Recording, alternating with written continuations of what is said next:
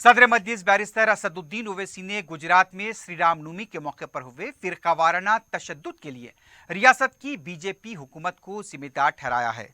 अहमदाबाद में मीडिया से बात करते हुए बैरिस्टर ओवैसी ने सवाल किया कि अगर हुकूमत के पास तशद्दुद से मुताल्लिक इंटेलिजेंस की रिपोर्ट थी तो फिर वो क्यों सो रही थी। हुकूमत जायद पुलिस फोर्स को तैनात कर सकती थी। गुजरात हुकूमत अपनी गलतियों, तसाहुल और लापरवाही को छुपाने के लिए पुरानी कहानियों को दोहरा रही है। बैरिस्टर ओवैसी ने गुजरात हुकूमत को तशद्दुद में शरीक करार दिया। उन्होंने कहा कि जुलूस में भजन बजाया जा सकता है, लेकिन इश्तियालंगेज नारे लगाए गए। पुलिस के सामने 50 था 100 अफराद तलवारों के साथ रक्स करते रहे और पुलिस तमाशा देखती रही। हमारा मानना यह है और मेरा बोलना यह है कि अगर आपको इतनी सब आईबी की रिपोर्ट थी तो आप क्यों सो रहे थे? आप उसको एक्सपोज कर देते, आप उस इलाके में और पुलिस रखते, हिंसा को रोक देते।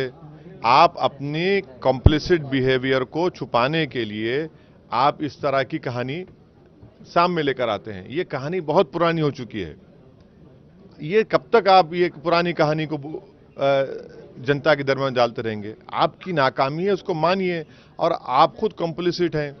और ये बताइए कि उस जुलूस में इस तरह के गाने, ये भजन मान सकते, भजन होने चाहिए।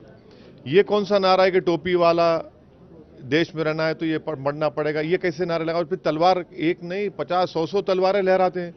ये क्या है? पुलिस की मौजूदगी में हो रहा है। पुलिस सरकार खुद चाहती है हिंसा होना और सरकार इसमें ब्लेमिंग गेम कैसा? बताइए कि जब आप ये बोल रहे हैं कि सब रिपोर्ट थी तो फिर आपने एक्शन क्यों नहीं लिया उसके ऊपर? अगर आपके पास तमाम चीजें तो आप रोके क्यों नहीं उसको? ये कौन सी आईबी की रिपोर्ट है जो हिंसा के बाद आप मीडिया को देते हैं? पहले ही आप जाते, पहले ही रोकते। आप खुद कॉम्प्लिसिट उसमें हैं और आपकी वजह से ही हिंसा हुई है, आपकी वजह से टारगेटेड वायलेंस हुआ है मुसलमानों के ऊपर। इसकी मैं कंडेम करता हूं और गरीब इसमें पिसा जाता है। गुजरात दौरे से मुताल्लिक सवाल पर बैरिस्टर ओवैसी ने कहा कि वो पहले भी यहां पर आए थे और आगे भी आएंगे। असेंबली इंतखाबात में हम पूरी ताकत के साथ लड़ेंगे। नहीं, हम गुजरात पहले भी आए, आज भी आया हूं और आइंदा महीने में और ज्यादा आऊंगा, क्योंकि हमारी पूरी कोशिश तैयारी है कि विधानसभा के चुनाव की तैयारी हम कर रहे हैं।